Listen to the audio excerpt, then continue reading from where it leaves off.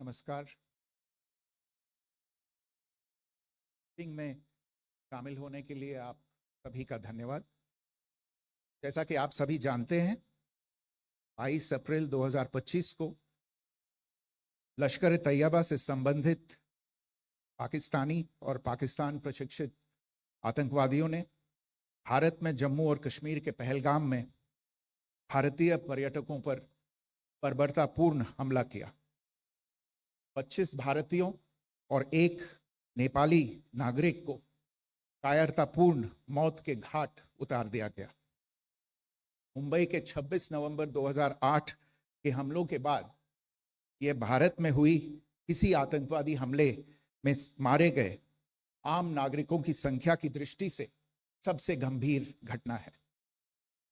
पहलगाम का हमला अत्यधिक बर्बरतापूर्ण था, जिसमें वहां मौजूद लोगों को करीब से और उनके परिवारों के सामने सिर पर गोली मारी गई। हत्या के इस तरीके से परिवार के सदस्यों को जानबूझकर आघात पहुंचाया गया। साथ ही उन्हें यह नसीहत भी दी गई कि वे वापस जाकर इस संदेश को पहुंचा दें। यह हमला स्पष्ट रूप से जम्मू और कश्मीर में बहाल हो रही सामान्य स्थिति को बाधित करने के उद्देश्य से किया गया था। चूंकि पर्यटन फिर से अर्थव्यवस्था का मुख्य आधार बन रहा था, इस हमले का मुख्य उद्देश्य इसे प्रतिकूल रूप से प्रभावित करना था। पिछले वर्ष आप सभी जानते हैं, 2.25 करोड़ से अधिक पर्यटक कश्मीर आए थे। इस हमले का मुख्य उद्देश्य इसलिए संभवतः यह था कि इस संघ राज्य क्षेत्र में विकास और प्रगति को नुकसान पहुंचाकर इसे पिछड़ा बनाए रखा जाए और पाकिस्तान से लगातार होने वाले सीमा पार आतंकवाद के लिए उपजाऊ जमीन बनाने में सहायता की जाए।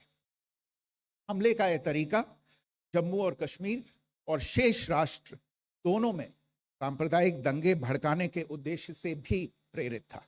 इसका श्रेय सरकार और भारत के सभी नागरिकों को दिया जाना चाहिए कि इन प्रयासों को विफल कर दिया गया। एक समूह ने खुद को रेजिस्टेंस फ्रंट TRF कहते हुए इस हमले की जिम्मेदारी ली है। यह समूह संयुक्त राष्ट्र द्वारा प्रतिबंधित पाकिस्तानी आतंकवादी समूह लश्कर तैयबा से जुड़ा हुआ है। यह उल्लेखनीय है कि भारत ने मई और नवंबर 2024 में संयुक्त राष्ट्र की 1267 कमेटी की सैंक्शंस मॉनिटरिंग टीम को अर्धवार्षिक रिपोर्ट प्रस्तुत की थी, जिसमें TRF के बारे में साफ इनपुट दिए गए थे। इससे पाकिस्तान स्थित आतंकवादी समूहों के लिए कवर के रूप में TRF की भूमिका सामने आई थी। इससे पहले भी दिसंबर 2023 में भारत ने इस टीम को लश्कर ए तैयबा और जैश ए मोहम्मद के बारे में सूचित किया था, जो टीआरएफ जैसे छोटे आतंकवादी समूहों के माध्यम से अपनी गतिविधियों को संचालित कर रहे हैं। इस संबंध में 25 अप्रैल को यूएन सिक्योरिटी काउंसिल प्रेस वक्तव्य में टीआरएफ के संदर्भ को हटाने के लिए पाकिस्तान के दबाव पर भी ध्यान दिया जाना चाहिए। पहलगाम आतंकवादी हमले की जांच से पाकिस्तान के साथ आतंकवादियों के संपर्क उजागर हुए हैं। रेजिस्टेंस फ्रंट द्वारा किए गए दावे और लश्कर ए तैयबा से ज्ञात सोशल मीडिया हैंडल द्वारा इसको रीपोस्ट किया जाना इसकी पुष्टि करता है। चश्मदीद गवाहों और विभिन्न जांच एजेंसियों को उपलब्ध अन्य सूचनाओं के आधार पर हमलावरों की पहचान भी हुई है। हमारी इंटेलिजेंस ने इस टीम के योजनाकारों और उनके समर्थकों की जानकारी जुटाई है। इस हमले की रूपरेखा भारत में सीमा पार आतंकवाद को अंजाम देने के पाकिस्तान के लंबे ट्रैक रिकॉर्ड से भी जुड़ी हुई है, जिसके लिखित और स्पष्ट दस्तावेज उपलब्ध हैं। पाकिस्तान दुनिया भर में आतंकवादियों के लिए एक शरण स्थल के रूप में पहचान बना चुका है। यहाँ अंतर्राष्ट्रीय स्तर पर प्रतिबंधित आतंकवादी सजा पाने से बचे रहते हैं। इसके अलावा पाकिस्तान ने इस मुद्दे पर विश्व और फाइनेंशियल एक्शन टास्क फोर्स जैसे अंतर्राष्ट्रीय मंचों को जानबूझकर गुमराह करने के लिए भी जाना जाता है। साजिद मीर का मामला, जिसमें इस आतंकवादी को पाकिस्तान ने मृत घोषित कर दिया था और फिर अंतर्राष्ट्रीय दबाव के परिणाम स्वरूप वो जीवित पाया गया, इसका सबसे स्पष्ट उदाहरण है। ये स्वाभाविक है कि पहलगाम में हुए इस हमले से जम्मू और कश्मीर के साथ साथ भारत के अन्य भागों में भी आक्रोश देखा गया। हमलों के बाद भारत सरकार ने स्वाभाविक रूप से पाकिस्तान के साथ संबंधों को लेकर कुछ कदम उठाए। आप सभी उन निर्णयों से अवगत हैं जिसकी घोषणा 23 अप्रैल को की गई थी। तथापि यह आवश्यक समझा गया कि 22 अप्रैल के हमले के अपराधियों और उनके योजनाकारों को न्याय के कटघरे में लाया जाए। हमलों के एक पखवाड़े के बाद भी पाकिस्तान द्वारा अपने क्षेत्र या अपने नियंत्रण वाले क्षेत्रों में आतंकवादियों की इंफ्रास्ट्रक्चर के विरुद्ध कार्यवाही करने के लिए कोई स्पष्ट कदम नहीं उठाया गया है। उल्टे वो इनकार करने और आरोप लगाने में ही लिप्त रहा है। पाकिस्तान आधारित आतंकवादी मॉड्यूल्स पर हमारी खुफिया निगरानी ने संकेत दिया है कि भारत के विरुद्ध आगे भी हमले हो सकते हैं। अतः इनको रोकना और इनसे निपटना दोनों को बेहद आवश्यक समझा गया। आज सुबह, जैसा कि आपको ज्ञात होगा, भारत ने इस तरह के सीमा पार हमलों का जवाब देने और उन्हें रोकने तथा उनका प्रतिरोध करने के अपने अधिकार का प्रयोग किया है। ये कार्यवाही नपीतुली, नॉन एस्केलेटरी, अनुपातिक और जिम्मेदारीपूर्ण है। यह आतंकवाद की इंफ्रास्ट्रक्चर को समाप्त करने और भारत में भेजे जाने वाले संभावित आतंकवादियों को अक्षम बनाने पर केंद्रित है। आपको यह भी स्मरण होगा कि 25 अप्रैल 2025 को संयुक्त राष्ट्र सुरक्षा परिषद ने पहलगाम आतंकवादी हमले पर एक प्रेस वक्तव्य जारी किया था, जिसमें आतंकवाद के इस निंदनीय कार्य के अपराधियों, आयोजकों, फाइनेंसरों और प्रायोजकों को जवाबदेह ठहराने और उन्हें न्याय के दायरे में लाने की आवश्यकता पर जोर दिया गया था। भारत की आज की इस कार्यवाही को इसी संदर्भ में देखा जाना चाहिए। Good morning. Thank you all for joining this briefing. As you are all aware, on April 22, 2025, Pakistani and Pakistan-trained terrorists belonging to the Lashkar-e-Taiba carried out a savage attack on Indian tourists at Pahalgam in Jammu and Kashmir in India. They murdered 26 people, including one national of Nepal, causing the largest number of civilian casualties in a terrorist attack in India since the 26 November 2008 attacks in Mumbai. The attack in Pahalgam was marked by extreme barbarity, with the victims mostly killed with headshots from close range and in front of their families.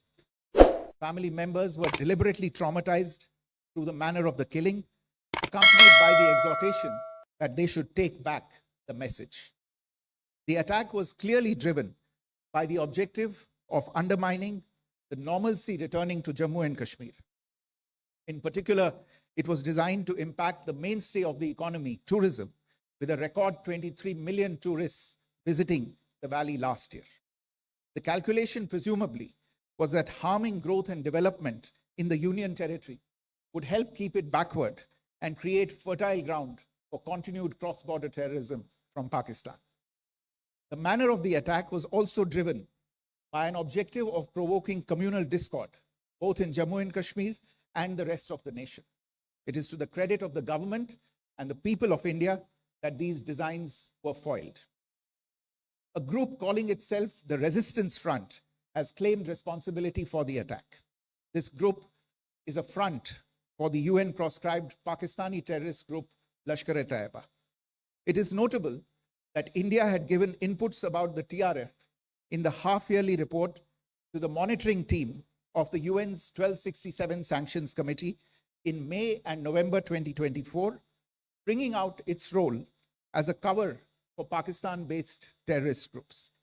Earlier too, in December 2023, India had informed the monitoring team about Lashkar and Jaish-e-Mohammed operating through small terror groups such as the TRF. Pakistan's pressure to remove references to TRF in the April 25 UN Security Council press statement is notable in this regard. Investigations into the Pahalgam terror attack have brought out the communication notes of terrorists in and to Pakistan. The claims made by the Resistance Front and their reposting by known social media handles of the Lashkar-e-Taiba speak for themselves. Identification of the attackers based on eyewitness accounts as well as other information available to law enforcement agencies has also progressed. Our intelligence has developed an accurate picture of the planners and backers of this team. The features of this attack also tie in with Pakistan's long track record of perpetrating cross-border terrorism in India, which is well documented and beyond question. Pakistan also has a well-deserved reputation as a haven for terrorists from around the world, with internationally proscribed terrorists enjoying impunity there.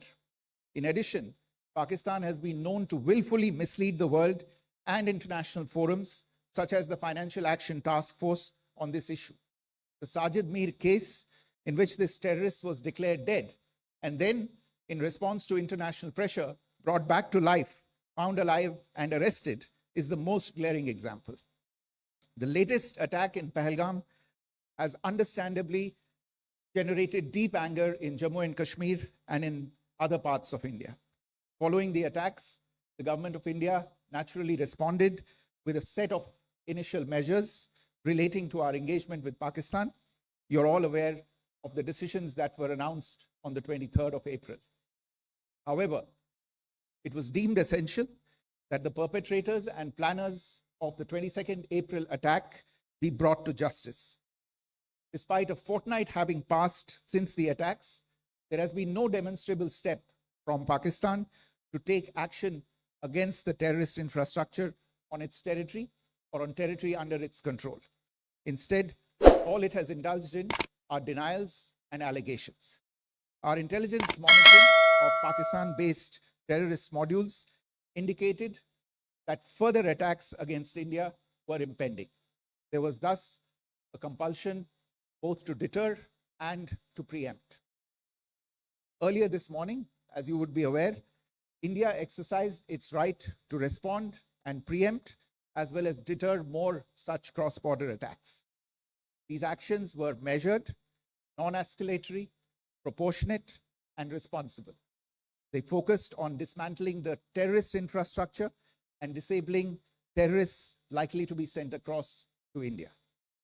You would also recall that the Security Council on 25th April 2025 had issued a press statement on the Pahalgam terror attack, underlining and I quote, the need to hold perpetrators, organizers, financiers, and sponsors of this reprehensible act of terrorism accountable and bring them to justice, unquote. India's latest actions should be seen in this context. Joining me for this briefing on our actions earlier this morning are Colonel Sophia Qureshi and Wing Commander Vyomika Singh. I will request them to share some details regarding Operation Sindoor with all of you.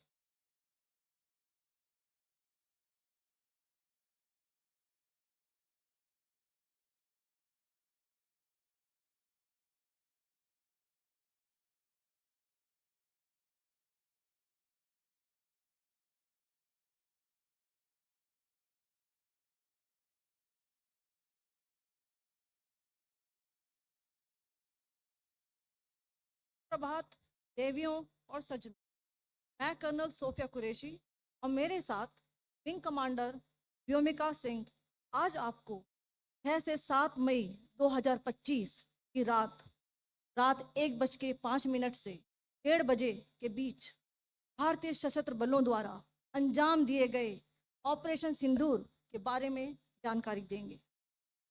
Operation सिंदूर 22 अप्रैल को पहलगाम में हुए विभत्स आतंकवादी हमले के शिकार मासूम नागरिकों व उनके परिवारों को न्याय देने के लिए लॉन्च किया गया था।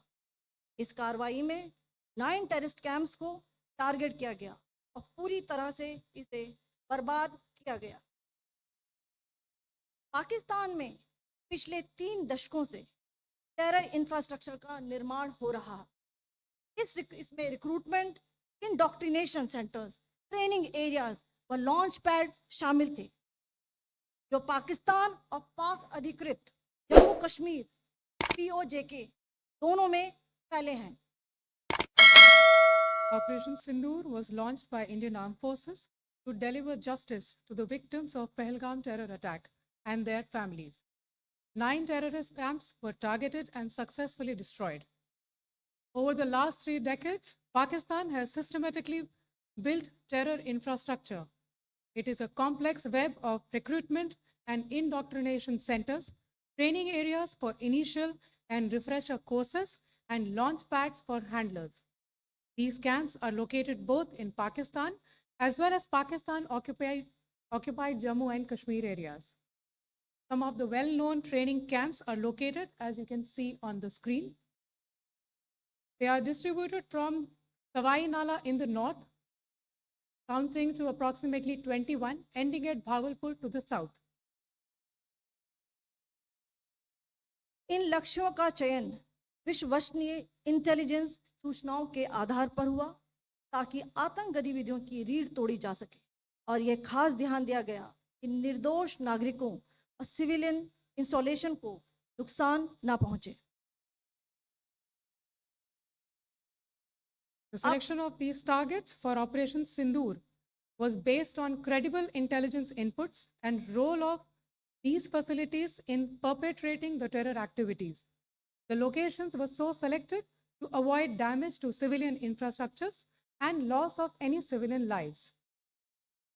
This was done with due diligence, and the camps selected for targeting and their engagement will now be shown to you one by one. POJK ये टारगेट्स मैं आपको बताना चाहूंगी। सबसे पहले सवाई नाला कैंप मुजफ्फराबाद, जो कि POJK के लाइन ऑफ कंट्रोल से 30 किलोमीटर दूर है। यह एक लश्कर तोयबा का ट्रेनिंग सेंटर था। 20 अक्टूबर 2024 सोनमर्ग, 24 अक्टूबर 24 गुलमर्ग, 22 अप्रैल 2025 पहलगाम, इन हमलों के आतंकियों ने यहीं से प्रशिक्षण लिया था। सैयदना बिलाल कैंप जफराबाद, यह एक जैश ए मोहम्मद का स्टेजिंग एरिया है। यह हथियार विस्फोटक और जंगल सर्वाइवल ट्रेनिंग का केंद्र भी था। गुलपुर कैंप कोटली, यह LOC से 30 किलोमीटर दूर था। लश्कर तोयबा का बेस था, जो रजौरी पुंछ में सक्रिय था। 20 अप्रैल 2023 को पुंछ में और 9 जून 24 को तीर्थ यात्रियों के बस हमले में यहीं से आतंकी को ट्रेन किया गया था।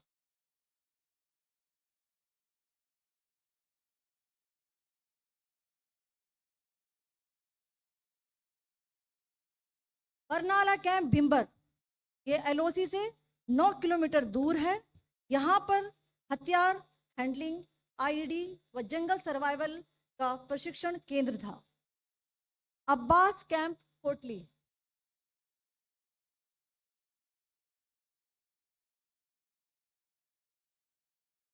यह एलओसी से 13 किलोमीटर दूर है। लश्कर ए तौयबा का फिदाइन यहाँ तैयार होता था। इसकी कैपेसिटी 15 टेररिस्ट को ट्रेन करने की थी।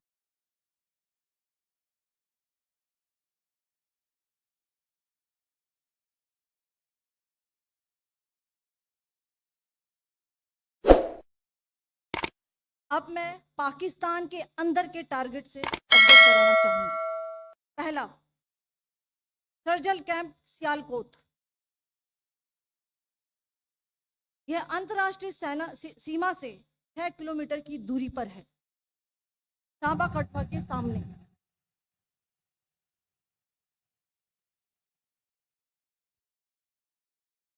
मार्च 2025 में जम्मू एंड कश्मीर पुलिस के 4 जवानों को जो हत्या की गई थी, उन आतंकवादियों को इस जगह पर ट्रेन किया गया था। दूसरा, महमूना जाया कैंप सियालकोट, यह 18 से 12 किलोमीटर आईबी से दूर था। हिजबुल मुजाहिदीन का बहुत बड़ा कैंप था। ये कठुआ जम्मू क्षेत्र में आतंक फैलाने का नियंत्रण केंद्र था। पठानकोट एयरफोर्स बेस पर किया गया हमला भी इसी कैंप से प्लान और डायरेक्ट किया गया था। मरकज ताइबा मुरीद के,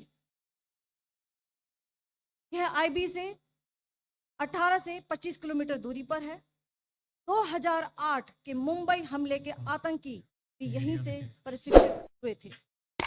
अजमल कसब और डेविड हेडली भी यहाँ ट्रेन हुए थे।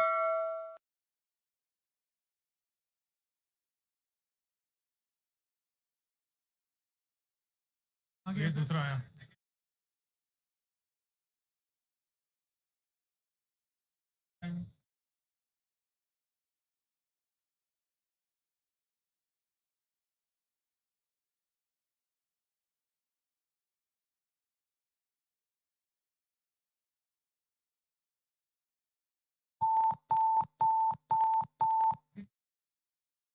Enclosure same ही है।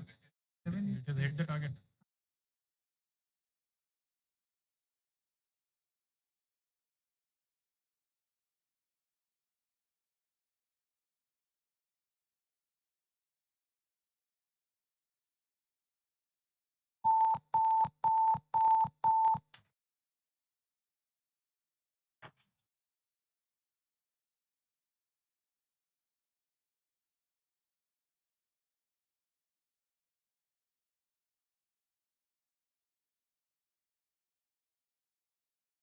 मरकज सुभान अल्लाह भावलपुर, ये इंटरनेशनल बाउंड्री से 100 किलोमीटर दूर है। जैश ए मोहम्मद का मुख्यालय था। यहाँ पर रिक्रूटमेंट, ट्रेनिंग और इंडोक्ट्रिनेशन का केंद्र भी था। शीर्ष आतंकी अक्सर यहाँ आते थे। मैं आप सबको बताना चाहती हूँ कि किसी भी सैन्य ठिकाने का निशाना नहीं बनाया गया और अभी तक किसी तरह की नागरिक क्षति की रिपोर्ट नहीं है। धन्यवाद। जय Hind. The strike on the terror camps were undertaken through precision capability, as shown to you. A niche technology weapons with careful selection of warheads was ensured so that there will be no collateral damage. The point of impact in each of the target was a specific building or a group of buildings. All the targets were neutralized with clinical efficiency, and the results reiterate the professionalism of the Indian Armed Forces in the planning and execution of their operations. No military establishments were targeted. India has demonstrated considerable restraint in its response. However, it must be said that the Indian Armed Forces are fully prepared to respond to Pakistani misadventures, if any, that will escalate the situation. Jai Hind, and thank you very much. Ladies and gentlemen, friends in the media, I ask your indulgence today in view of the fact that this is still an evolving situation. We will therefore not be able to take questions and answers today, but we will come back for more updates and more briefings shortly. Thank you all very much for joining us this morning. Thank you.